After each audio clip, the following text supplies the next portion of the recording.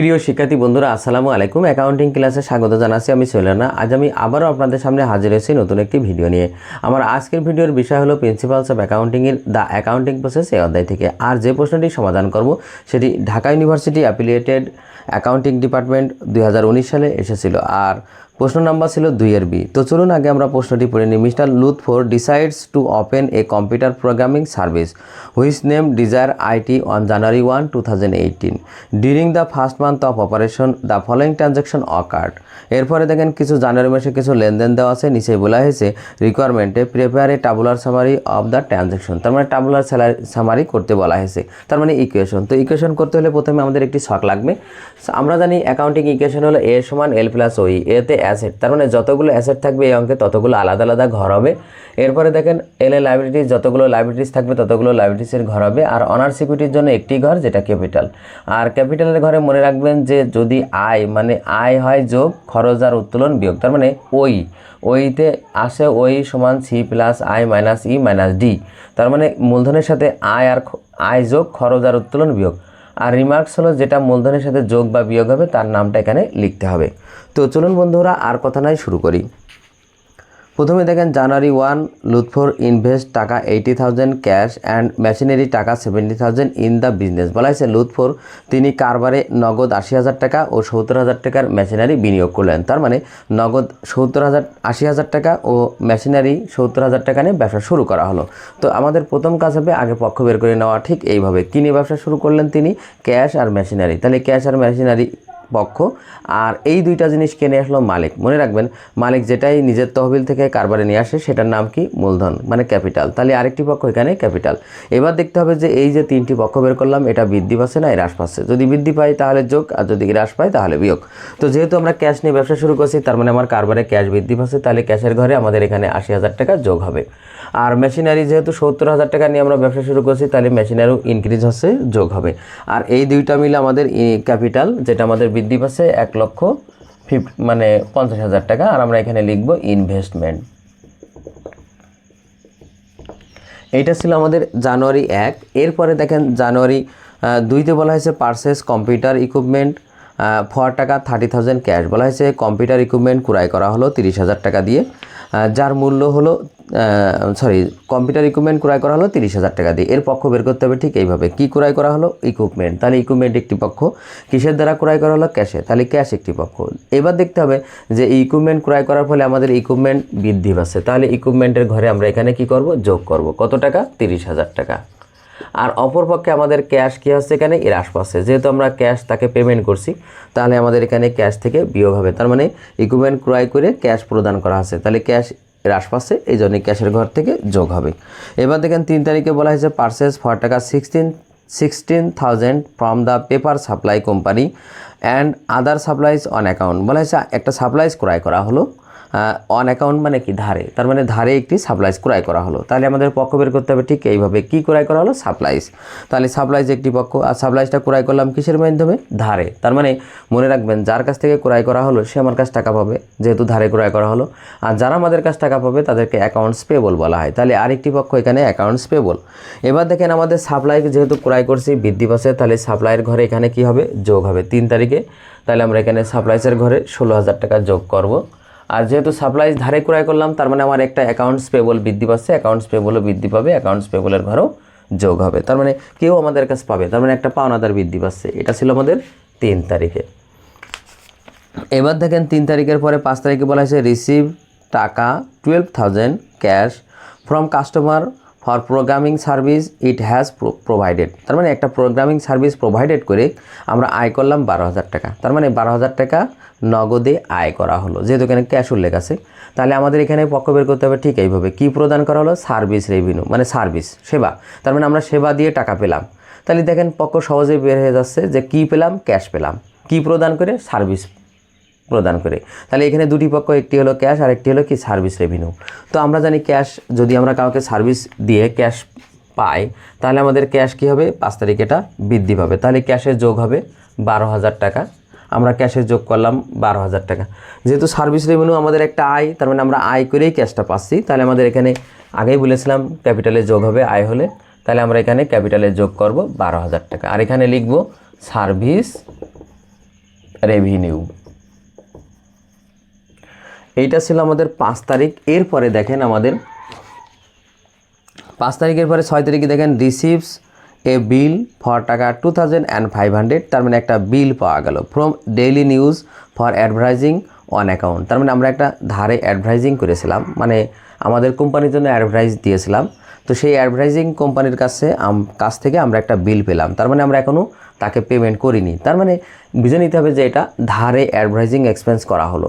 তার মানে এখানে আমাদের পক্ষ প্রথমে এইভাবে বের করতে হবে কি বাবদ আমরা কি খরচ সংগঠিত হলো আমাদের অ্যাডভার্টাইজিং এক্সপেন্স। তাহলে অ্যাডভার্টাইজিং এক্সপেন্স একটি পক্ষ, আর অ্যাডভার্টাইজিং এক্সপেন্স যেহেতু ক্যাশে পেমেন্ট করা হয়নি ধারে, তার মানে তারা আমার কাছে টাকা পাবে, আর যারা আমাদের কাছে টাকা পাবে তাদেরকে বলা হবে অ্যাকাউন্ট পেবল। তাহলে আরেকটি পক্ষ হলো আমাদের এখানে অ্যাকাউন্টস পেবল।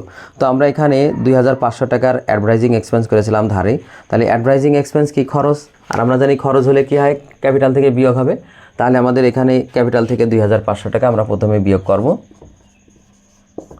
আর এখানে লিখব আমরা অ্যাডভার্টাইজিং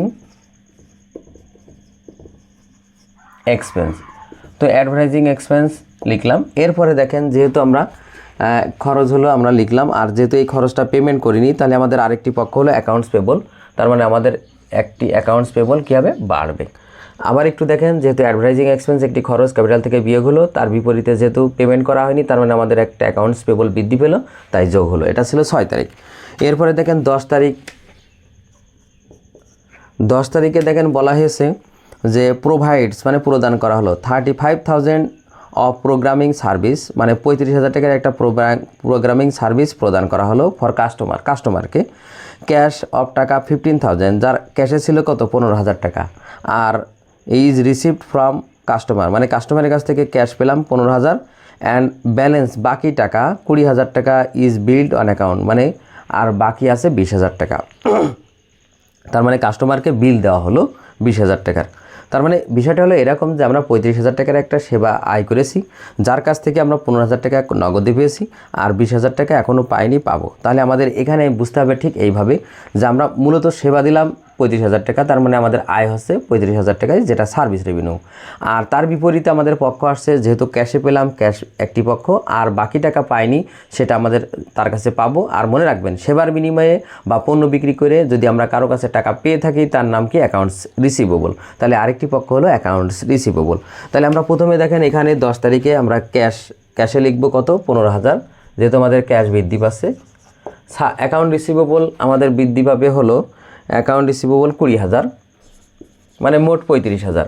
দেখেন 15,000 আর 20,000 যোগ করলে আমাদের আয় হচ্ছে এখানে কত 35,000। আর আমরা এখানে লিখব কি সার্ভিস রেভিনিউ। এটা ছিল আমাদের 10 তারিখে। এবার 10 তারিখের পরে 15 তারিখে বলা হয়েছে দি সাম অফ টাকা 6,000 in cash received from customer who have previously been billed for service in transaction 10। তার মানে এই যে 10 তারিখে যে আমরা একটা বিল দিয়েছিলাম অ্যাকাউন্ট রিসিভেবলকে, সেই টাকার বিপরীতে আমরা 6,000 টাকা এখন ক্যাশ পেলাম। তার মানে অ্যাকাউন্ট রিসিভেবলের কাছ থেকে আমরা ক্যাশ পেলাম। কার কাছ থেকে ক্যাশ পেলাম? Account receivable. আর কি পেলাম? ক্যাশ পেলাম। তাহলে একটি পক্ষ ক্যাশ আর একটি পক্ষ কি অ্যাকাউন্ট রিসিভেবল। যেহেতু আমরা ক্যাশ পাচ্ছি তাহলে আমাদের ক্যাশ এখানে কি আছে বৃদ্ধি পাচ্ছে। তাহলে আমরা এখানে ক্যাশ বৃদ্ধি পাচ্ছে, তাহলে আমরা এখানে 15 তারিখে ক্যাশে যোগ করব। টাকা হবে কত 6,000। আমরা ক্যাশটা পাচ্ছি কার কাছ থেকে? অ্যাকাউন্ট রিসিভেবলের কাছ থেকে। তাহলে আমাদের এখানে অ্যাকাউন্ট রিসিভেবল থেকে কি হবে? ডিক্রিজ হবে, তার মানে বিয়োগ হবে। তার মানে অ্যাকাউন্ট রিসিভেবল থেকে ক্যাশ পেলাম, ক্যাশের যোগ বৃদ্ধি পেলো, আর অ্যাকাউন্ট রিসিভেবল হ্রাস পেলো, তাই অ্যাকাউন্ট রিসিভেবল থেকে বিয়োগ করলাম। এইটা ছিল 15 তারিখ। এরপরে দেখেন 20 তারিখে বলা হয়েছে পেইড টাকা 10,000 ইন ক্যাশ, বলা হয়েছে নগদে 10,000 টাকা প্রদান from the business for salaries expense বাবদ। তার মানে স্যালারিজ এক্সপেন্স বাবদ 10,000 টাকা প্রদান করা হলো। তাহলে কি প্রদান করা হলো? Salaries expense. তাহলে স্যালারিজ এক্সপেন্স একটি পক্ষ, কিসের মধ্যে প্রদান করা হলো? ক্যাশে। তাহলে ক্যাশ একটি পক্ষ। মনে রাখবেন স্যালারিজ এক্সপেন্স কি একটা খরচ, আর আমরা জানি খরচ হলে সেটা ক্যাপিটাল থেকে বিয়োগ হবে। তাহলে আমাদের এখানে স্যালারিজ এক্সপেন্স 10,000 টাকা আমরা ক্যাপিটাল থেকে বিয়োগ করলাম। আর যেহেতু স্যালারিজটা পেমেন্ট করছে আমরা ক্যাশে, তাহলে আমাদের এখানে ক্যাশ থেকেও বিয়োগ হবে। তো এখানে আপনাদের সহজে বুঝতে হবে এটা ক্যাপিটাল থেকেও বিয়োগ, ক্যাশ থেকেও বিয়োগ। খরচ হলেই ক্যাপিটাল থেকে বিয়োগ। আরেকটা বিষয় আপনাদেরকে একটু ক্লিয়ার করি, সেটা হচ্ছে যে দেখেন মাঝে সমান, তো যদি একই লেনদেন একই দিকে বসে তাহলে একটাই যোগ হইলে আরেকটাই বিয়োগ হয়। যেমন ধরেন এই যে 15 তারিখের লেনদেনটা ক্যাশে যোগ হয়েছে, অ্যাকাউন্ট রিসিভেবল থেকে বিয়োগ হয়েছে, তার মানে একটাই যোগ একটাই বিয়োগ। ঠিক এই ক্ষেত্রেও তাই দেখেন এই যে অ্যাডভার্টাইজিং এক্সপেন্স যেটা ধারে ছিল সেটা দেখেন ক্যাপিটাল থেকে বিয়োগ আর অ্যাকাউন্ট পেবলের সাথে যোগ। আর যদি কোনো লেনদেন দুই দিকেই বসে তাহলে এই পাশে যোগ হইলে এই পাশেও যোগ, এই পাশে বিয়োগ হলেও এই পাশে বিয়োগ। যেমন ধরেন 3 তারিখে দেখেন সাপ্লাইজ ক্রয় করা হয়েছিল, এখানে সাপ্লাইজ যোগ, এখানেও যোগ। এরকম প্রত্যেকটা লেনদেনই এই হিসাবটা মাথায় রাখলে আমার মনে হয় অঙ্ক ভুল হওয়ার সম্ভাবনা কম থাকবে। এবার আমাদের যে কাজ সেটা হলো যে প্রত্যেকটা ঘরেরই যোগফল বের করা। তো এখন আমরা প্রত্যেকটা ঘরেরই যোগফল বের করব। প্রথমে ক্যাশে দেখেন আমাদের যোগ বিয়োগ করে এখানে হবে 73,000 টাকা, এরপরে মেশিনারি 70,000 টাকা, এরপরে ইকুইপমেন্ট 30,000 30,000, এরপরে সাপ্লাইজ 16,000, আর সর্বশেষ অ্যাকাউন্ট রিসিভেবল হলো 14,000। এইটা ছিল যার যার ঘরের হিসাব। এবার দেখেন অ্যাকাউন্ট পেবল ছিল আমাদের 18,500, লিখলাম 18,500, আর অ্যাকাউন্টস পেবলের ঘরে যোগ বিয়োগ করা হবে 1,84,500, আমরা লিখলাম 1,84,500। এবার আমাদের যে কাজ হবে অ্যাসেটের যে ঘরের যোগফল পেয়েছিলাম টোটাল করা। তো টোটালে আমাদের হবে এখানে কত টাকা 2,03,000।